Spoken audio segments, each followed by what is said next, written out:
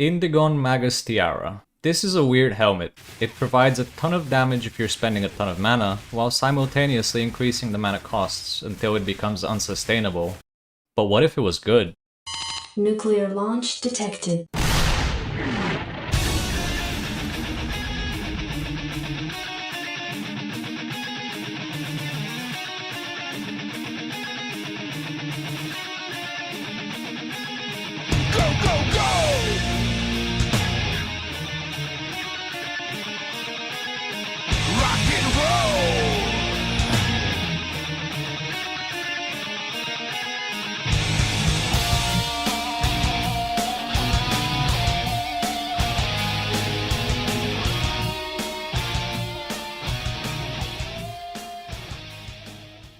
Welcome, Exiles, in today's second episode of Is It Good or Is It Garbage?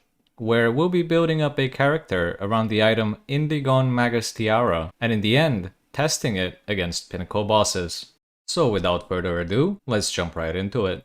Indigon is a unique helmet which provides a hefty amount of ES and flat mana, with a special effect stating 35 to 50% increased spell damage for each 200 total mana you have spent recently. That on its own sounds amazing. However, it also has two downsides to go along with it. One of them increases your mana costs by 35 to 50% for each 200 mana spent recently, and the other removes all types of mana recovery except mana regen. This means that mana remnants, mana leech, mana recoup, and mana flask are all disabled. Those are pretty big downsides. Fortunately though, there are two ascendancies that can work with that: Stormweaver and Lich. Stormweaver has Arcane Surge up permanently, which grants 20% more mana regen, which can get its effect scaled up by 1% for every 25 maximum mana. Lich gets to have mana regen based on 6% of maximum life. Both of these classes are incredible when paired with Indigon. The main difference is that Stormweaver has a higher damage ceiling, while Lich has higher tankiness. In this video, I have opted to work with Lich, because I don't like dying. Now, since Indigon will always make our spells unsustainable no matter how much regen we have, we need to peer into the vision and complement it with a spell that can do big damage over time from a single cast. And since some of you guys wanted me to push Ember Fusillade even further, I decided to knock two birds with one stone and use that as our source of damage. If you're curious how Ember Fusillade works, I made a video about it, which I will leave a link to down below in the description if you want to check it out. Since we're going to be using Ember Fusillade again, we will need a Corrupted Sire of Shards Chiming Staff with +5 additional projectiles. This is by far our best in slot weapon because it will give us 6 embers total per cast, and because once we've ramped up our Indigon, we won't be able to cast as much. So the more we can get out of a single cast, the better. We'll also be using Snake Pit Pearl Ring on our left slot to make our projectiles fork. This ring is absolutely incredible for map clear for any projectile based build. Since we get a lot of fire pen from the tree, Leopold's Applause embroidered gloves will massively scale our damage. We'll need an amulet with +3 to level of all spell skills, mana regen, and spell damage, as well as a split shot anoint for smoother map clear. For the rest of the gear, we want to get as much mana regen, energy shield, resistances, and maximum life as we can. For the sockets, we'll be using mana regen and increased energy shield on our gear, and 24% of damage gained as extra fire damage on our staff. The charms are personal preference, but I like having a stun immunity charm, a freeze immunity charm, and a bleed immunity charm. In the tree, we're primarily aiming to get as much ES, mana regen, fire damage, and fire pan. And since we're no longer using recoup as a defense source, we'll need to get a bit of a faster start for our energy shield recharge. I've opted into using 3 Grand Spectrum Sapphire Jewels as well to help fix problems with resistances, as well as a Prism of Belief Diamond Jewel with +3 to level of all Ember Fusillade skills, and a regular blue Sapphire Jewel in our Ascendancy socket with increased spell damage, maximum energy shield, and mana regen.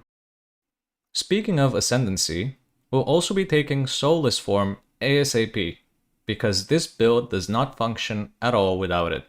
Eternal Youth for giga tankiness, and Necromantic Conduit for some extra damage. We don't have a lot of mana, so the extra chaos damage that Necromantic Conduit provides far outweighs the 5% max mana loss per second, which is around 50 mana regen. I want to quickly mention why I'm not taking Eldritch Empowerment. This ascendancy does in fact provide a ridiculous amount of damage. However, it also makes our spells cost ES, which Indigon scales up and makes it completely impossible to sustain. So I decided it's not worth throwing away all of our tankiness for the extra damage. Ember Fusillade in particular works extremely well with Indigon, because Embers don't have any snapshotting whatsoever. This means that it will get its damage increase not just when the spell is cast, but when Indigon is getting continuously ramped up by other spells. We're also going to be utilizing Sigil of Power and Mana Tempest to get to extremely high damage numbers. Wait a second, how on earth are we using Mana Tempest with Indigon? Doesn't it just completely butcher all of our mana in a split of a second? Well, normally if we cast during the Mana Tempest, yes. But since Ember Fusillade has 0 snapshotting, we can cast a full rotation of Embers and then pop Mana Tempest after to increase all of their damage by a truckload and make each projectile split to 3 additional targets before they actually make any contact with enemies. This is why we don't need too much Ember hover duration reduction and why we haven't taken near at hand. We need just enough hover duration for the Embers to start shooting around the time we pop Mana Tempest, and not before. A full rotation should look something like this. Drop Sigil of Power, cast the main Ember twice, cast the secondary Ember once, cast the third Ember once, and then drop Mana Tempest, as all the Embers simultaneously start flying out, creating a shotgun effect. Ideally, we'd also want to leave the Mana Tempest before it naturally drains all of our mana, but that's not always going to be the case, and that's fine.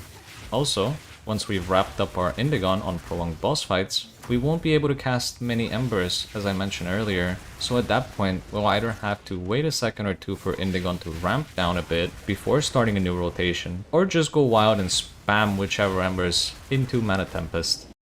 Something important I should point out about Ember Fusillade that I forgot to mention in the previous video is that it has 2 damaging parts, a single target hit and an explosion after that. Unfortunately, the hit does not stack with the explosion from the same projectile, but fortunately, if whichever target is standing next to a wall or next to a nearby different target, the explosions from the forked projectiles will deal damage to the main target as well, essentially causing us to deal up to 4 times the damage on the primary target, once from the main projectile and 3 extra times from the explosions from the 3 forked projectiles.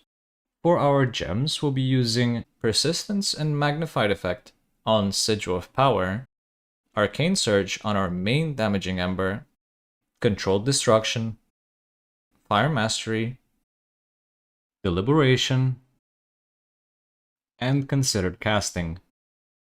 On the second Ember, we'll be using Swift Affliction, Wild Shards, Rising Tempest, Inspiration, and Elemental Focus.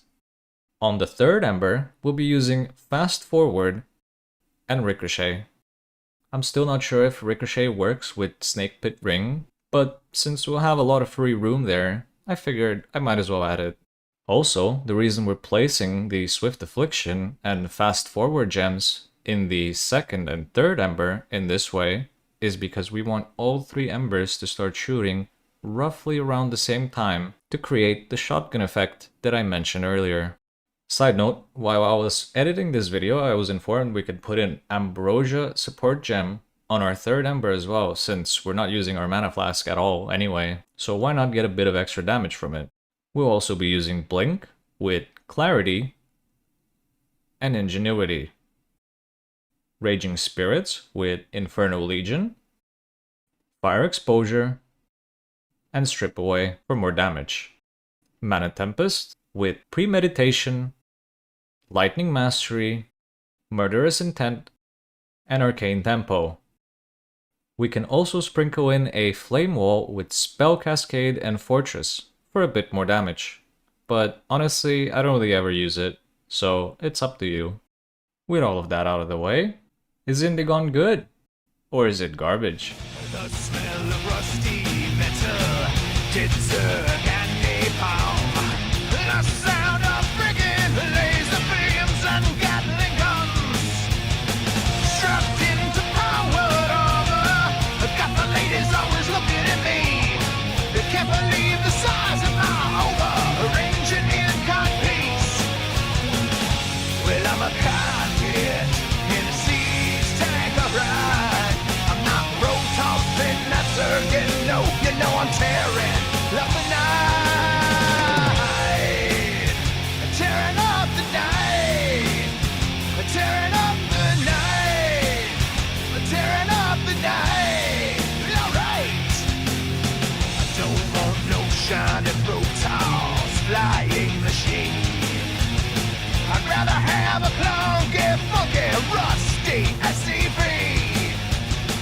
Strap yourselves in, girls, we're gonna soar across the stars. 'Cause when you got a battle cruiser, hell, who needs a car? Well, I'm a cockpit in a siege tank, alright. I'm not pro-tossing, not surrogate, no, you know I'm tearing up the night. Tearing up the night. Tearing up the night. Tearing up the night. That's right. Hell yeah.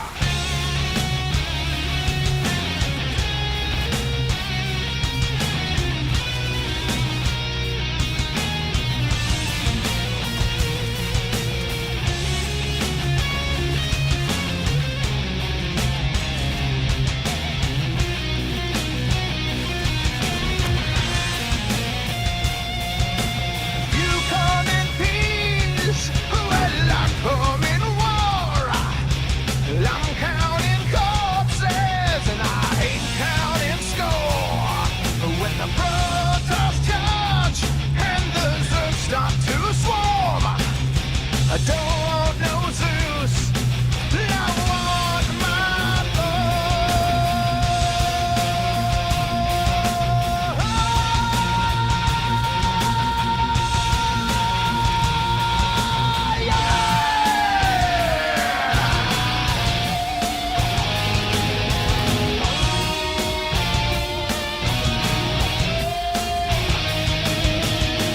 We got our own transformer, the rough and tough Viking.